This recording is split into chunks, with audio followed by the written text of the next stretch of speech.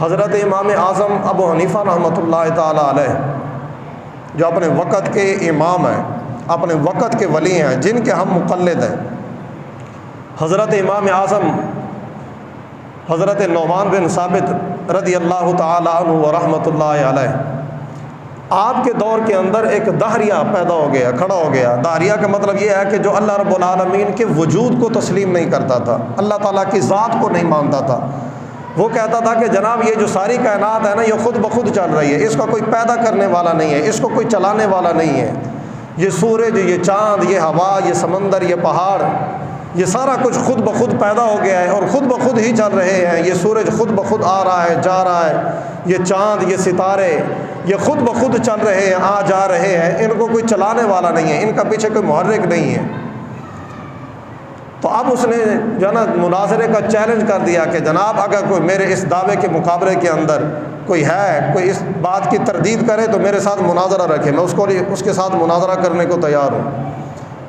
تو حضرت امام اعظم ابو حنیفہ رحمۃ اللہ علیہ آپ نے فرمایا کہ اس کا مقابلہ میں کروں گا، اس کا مقابلہ میں کروں گا، اس کے ساتھ میں مناظرہ کروں گا۔ تو آپ نے اس کا چیلنج قبول کر لیا، وقت مقرر ہو گیا، جگہ مقرر ہو گئی کہ جناب فلاں دن فلاں مقام کے اوپر یہ مقابلہ ہوگا۔ تو اب حضرت امام اعظم ابو حنیفہ رحمۃ اللہ علیہ جو وقت مقرر کیا گیا تھا اس وقت سے 3-4 گھنٹے لیٹ پہنچے اس مقام پر۔ تو جب آپ وہاں پر پہنچے تو اس نے کہا کہ جناب یہ کون سی بات ہے، آپ نے فلاں وقت کا وعدہ کیا تھا اور اتنی دیر آپ لیٹ پہنچ رہے ہیں، اس کی وجہ کیا ہے؟ آپ نے ہمارا اتنا وقت ضائع کیا ہے، 3-4 گھنٹے ہمارے آپ نے ضائع کیے ہیں۔ اس نے کہا کہ یار بات یہ ہے کہ آپ رہتے ہیں یہاں پر، میں رہتا ہوں دریا کے اس پار۔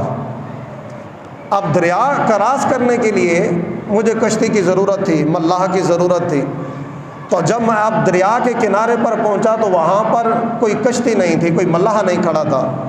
اب وہاں پر میں اتنی دیر کھڑا رہا، پھر کچھ دیر کے بعد میں نے دیکھا کہ اچانک جو ہے نا ایک درخت نیچے گر پڑا ہے، اور پھر میری آنکھوں کے سامنے ہی سامنے جو ہے نا وہ درخت جو ہے نا خود بخود اس کے ٹکڑے ہونا شروع ہو گئے ہیں، اس کے پھٹے بننا شروع ہو گئے ہیں۔ پھر میری آنکھوں کے سامنے دیکھتے ہی دیکھتے وہ پھٹے جو ہے نا خود بخود کشتی بننا شروع ہو گئے ہیں۔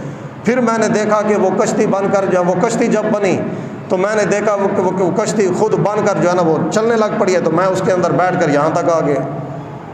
تو اب وہ فوراً کہنے لگا کہ جناب آپ ہمیں پاگل سمجھتے ہیں، بے وقوف سمجھتے ہیں کہ جناب یہ کیسے ہو سکتا ہے کہ کوئی درخت خود بخود گر پڑے اور پھر خود بخود جو ہے نا اس کی لکڑیاں خود بخود کٹنا شروع ہو جائیں، خود بخود اس کے جو ہے نا پھٹے پڑنا شروع ہو جائیں۔ یہ ہمیں کوئی آپ نے پاگل بنا رکھا ہے، پاگل سمجھا ہے کہ خود بخود یہ سارا کچھ کیسے ہو سکتا ہے۔ تو آپ نے فرمایا کہ یہی گل تو میں تینوں سمجھانی سی کہ جناب ایک جو ہے نا درخت خود نہیں گر سکتا، ایک جو ہے نا وہ کشتی خود بخود نہیں بن سکتی، ذرا اپنی عقل کی طرف توجہ دے، ایک کشتی خود بن کر چل نہیں سکتی۔ تو یہ پوری کائنات، ساری کی ساری کائنات، یہ چاند، سورج، پہاڑ، درخت، یہ سارا کچھ یہ اللہ رب العالمین کے بغیر یہ سارا کچھ کیسے چل رہا ہے؟ تو اب اس کی دماغ کے اندر تھوڑی سی چوٹ لگی، تھوڑا سا دماغ اس کا ٹکانے لگا۔ اس نے کہا کہ چلو اچھا ٹھیک ہے جی، آپ کی یہ بات ہم نے مان لی کہ کوئی ہے ان کو چلانے والا۔ اچھا چلو یہ بتاؤ، آپ نے فرمایا کہ اگلا سوال کرنے سے پہلے بات یہ ہے کہ آپ سائل بن رہے ہیں، میں جواب دہ بن رہا ہوں۔ جو سائل کا درجہ ہوتا ہے وہ ہمیشہ محتاج ہوتا ہے، وہ ضرورت مند ہوتا ہے علم کا، اور جو جواب دینے والا ہوتا ہے وہ بڑا ہوتا ہے۔ آپ سوال کر رہے ہیں، میں جواب دہ ہوں، آپ کے سوال کا میں نے جواب دینا ہے، اور آپ جو ہے نا وہ سیٹ پر بیٹھے ہیں، تخت پر بیٹھے ہیں اور میں نیچے کھڑا ہوں۔ آپ پہلے نیچے آئیں، پہلے سائل بنے، میں وہاں پر بیٹھوں گا، وہاں پر بیٹھ کر جو ہے نا آپ کے سوال کا جواب دوں گا۔ اس نے کہا کہ ٹھیک ہے، فوراً نیچے اتر آیا۔ حضرت امام صاحب تخت پر بیٹھ گئے اور فرمایا کہ اب کیا پوچھنا چاہتا ہے؟ اس نے کہا کہ اگر آپ نے کہا کہ جناب رب ہے تو پھر آپ بتائیں وہ رب کر کیا رہا ہے، وہ اس وقت کیا کام کر رہا ہے؟ تو آپ نے فرمایا کہ آپ سے کچھ دیر پہلے اس تخت پر کون بیٹھا تھا؟ اس نے کہا کہ جناب میں بیٹھا تھا۔ اس نے کہا کہ اب کون بیٹھا ہے؟ وہ کہنے لگا کہ جناب آپ بیٹھے ہیں۔ فرمایا کہ میرا رب یہی تو کر رہا ہے، کسی کو اتار رہا ہے، کسی کو بٹھا رہا ہے۔